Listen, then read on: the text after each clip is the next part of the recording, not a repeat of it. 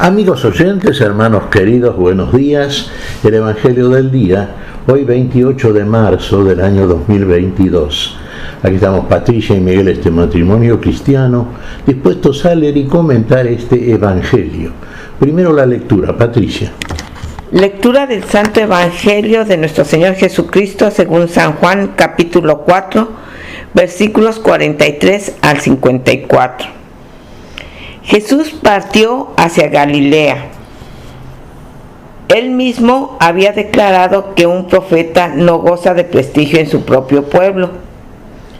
Pero cuando llegó, los galileos lo recibieron bien, porque habían visto todo lo que había hecho en Jerusalén durante la Pascua. Ellos también, en efecto, habían ido a la fiesta. Y fue otra vez a Caná de Galilea, donde había convertido el agua en vino. Había allí un funcionario real que tenía a su hijo enfermo en Cafarnaún. Cuando supo que Jesús había llegado de Judea y se encontraba en Galilea, fue a verlo y le suplicó que bajara a curar a su hijo moribundo. Jesús le dijo: si no ven signos y prodigios, ustedes no creen. El funcionario le respondió: Señor, baja antes que mi hijo se muera. Vuelve a tu casa, tu hijo vive, le dijo Jesús. El hombre creyó en la palabra que Jesús le había dicho y se puso en camino. Mientras descendía, le salieron al encuentro sus servidores y le anunciaron que su hijo vivía. Él les preguntó a qué hora se había sentido mejor. Ayer a la 1 de la tarde. Se le fue la fiebre, le respondieron. El padre recordó que era la misma hora en que Jesús le había dicho: tu hijo vive, y entonces creyó él y toda su familia. Ese fue el segundo signo que hizo Jesús cuando volvió de Judea a Galilea. Palabra del Señor. Gloria a ti, Señor Jesús. Volvió Jesús de la Judea a Galilea.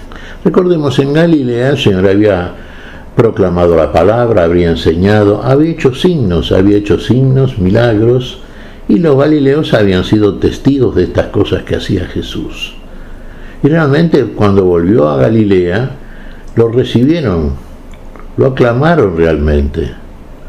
Recordemos la palabra de Jesús que habíamos visto hace poco, ¿no es cierto? Cuando en Nazaret dijo: nadie es profeta en su tierra. Sí, efectivamente esto es cierto, es absolutamente comprobable, y lo dice Jesús, que es la misma verdad.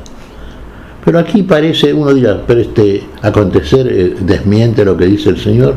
No, realmente ellos han sido testigos, han visto. Fíjese, la ecuación humana es primero ver para después creer, no creer para ver. Pero ellos vieron los signos. Entonces veían a Jesús como aquel que podía hacer todo, porque el poder de Dios estaba en él. El poder de Dios estaba en Jesús. Si no creen a mis palabras, dijo en cierta oportunidad el Señor a los fariseos, por lo menos crean a las obras que el Padre hace en mí. Pero básicamente lo que quiere el Señor es que se le crea a la palabra. El Señor busca en nosotros un tesoro mayor, busca la fe. La fe, que por otra parte es una donación de Dios, es un don de Dios. A partir de la fe creemos sin ver aquello en lo que creemos, pero creemos que hemos de verlo. Por la palabra comienza entonces, porque todo, por la palabra fue hecho todo lo existente, nos dice el Evangelio de San Juan. Y es cierto, todo comienza por la palabra, y el Señor comienza por la palabra. Y confirma finalmente con el hecho aquello que está proclamando.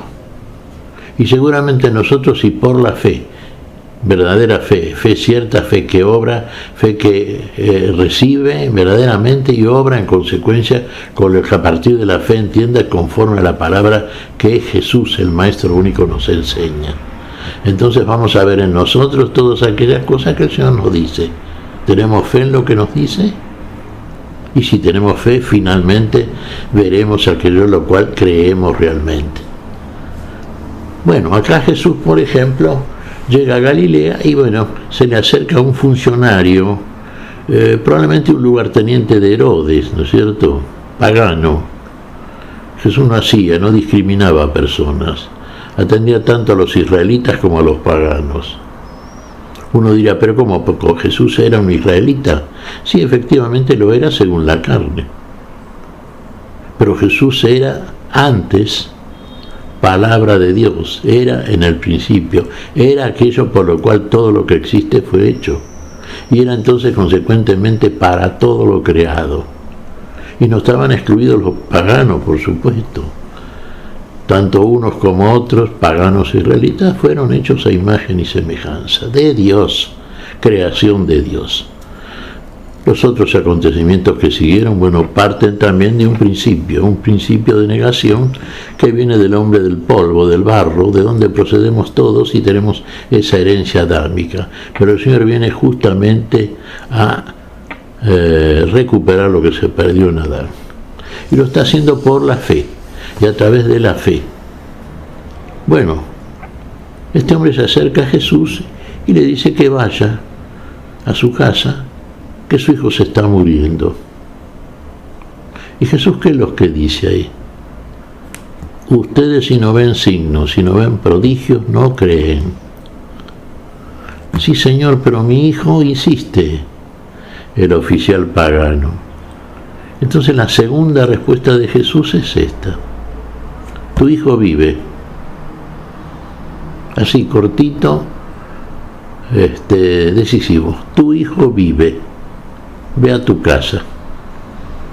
Bueno, el hombre se fue entonces a la casa y estaba a mitad del camino cuando se le acercaron algunos a informarle que el hijo vivía, que se había recuperado.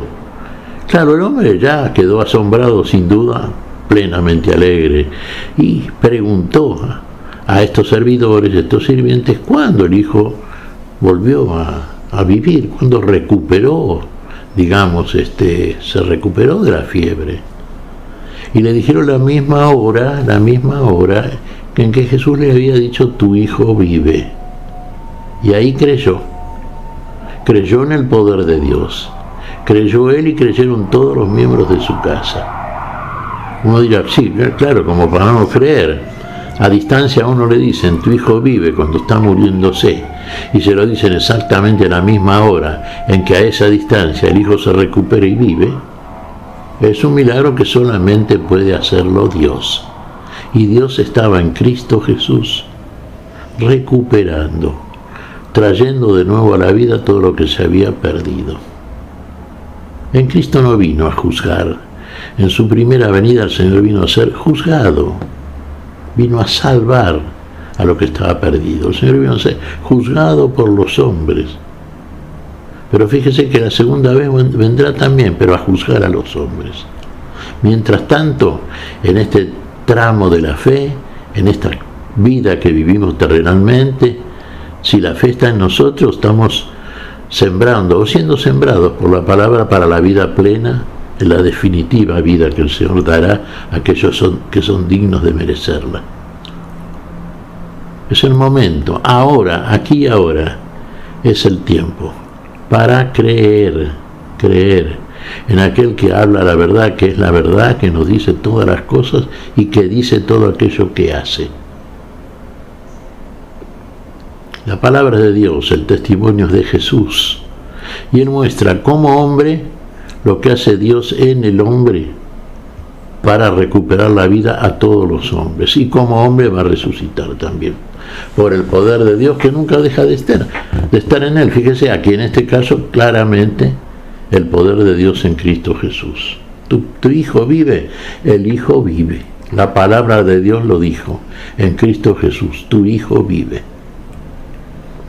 Este es el segundo milagro, se nos dice en este pasaje, que realizó el Señor en Caná de Galilea. Recordemos que en Caná de Galilea había transformado el Señor el agua en sangre, en vino, mejor dicho. Claro, este vino es mi sangre, dirá el Señor.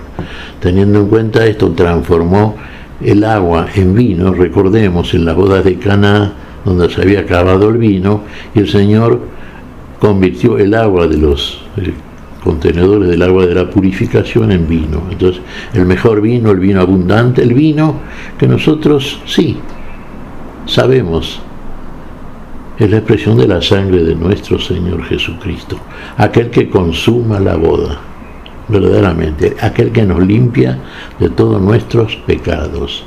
Este vino, dirá el Señor, que vino por agua y sangre justamente, no por agua solamente, este vino es mi sangre, que será derramada por todos para el perdón de las faltas, para el perdón de las faltas. La sangre es la vida del cuerpo, la sangre de Cristo es la vida en todos nosotros. Por su sangre tenemos vida, por su sangre. Bueno, acá se nos acota un dato, sí, termina en este capítulo juanico el libro de los signos, ¿no es cierto? De los signos que hace el Señor. Bueno, este es el segundo. Recordemos, el primero fue, bueno, como decimos recién, ¿no? La transformación del agua en vino en la boda de Caná de Galilea. Creer en el Señor, la fe. La fe nos justifica. Tenemos que creer para ver, no ver para creer. Partamos del principio, del creer a la palabra que es en el principio y la que hace todo en todos. ¿Qué te parece, Patricia? Pues que así como este funcionario, nosotros también acudimos al Señor en todo momento y le pedimos. Y la cuestión es, ¿realmente creemos como este funcionario? El Señor nos ha dejado su palabra. Ahí está. La podemos consultar a diario y Él nos habla a través de su palabra. La cuestión es que tengamos la fe para que la obra se realice. Sin fe no podemos hacer nada. Verdaderamente, Patricia, vos fíjate, este funcionario, este oficial pagano, cuando le pide a Jesús por primera vez, ve a mi casa, mi hijo se está muriendo, Jesús parece que no refiere la respuesta puntualmente a esto que se le pide. Simplemente dice algo que es cierto y que el otro lo toma en cuenta. Claro, si no ven un signo, un milagro, no creen. Es lo que nos pasa a todos, queremos ver para creer. Pero este oficial, sin embargo, fíjese, ¿cuándo recibe de parte del Señor la manifestación de su poder en Dios? Cuando hace lo que el Señor le dice: ve a tu casa, tu hijo vive. Cuando va, ya en el camino recibe la noticia: el hijo vive. En el camino hay que echarse a andar, hermanos. Hay que hacer como el Señor nos dice. Dios dijo e hizo, bueno, nosotros digamos, pero hagamos lo que digamos. Hagamos. Vengan y vean, nos dice el Señor. Ahí vamos a ver verdaderamente lo que Él nos dice. ¿Qué te parece si agradecemos al Señor? Muy bien, Miguel. Te damos gracias, Padre Celestial, en el nombre santo de nuestro Señor Jesucristo. Te damos gracias, Padre, te pedimos perdón por nuestras faltas y pedimos tu bendición, Señor, para este día. Tu espíritu de fe, tu espíritu de verdadera fe, que obra por el amor que tú has derramado en todos nosotros. En tu nombre santo lo pedimos, Jesús, por Jesucristo, Señor nuestro. Amén. Y amén.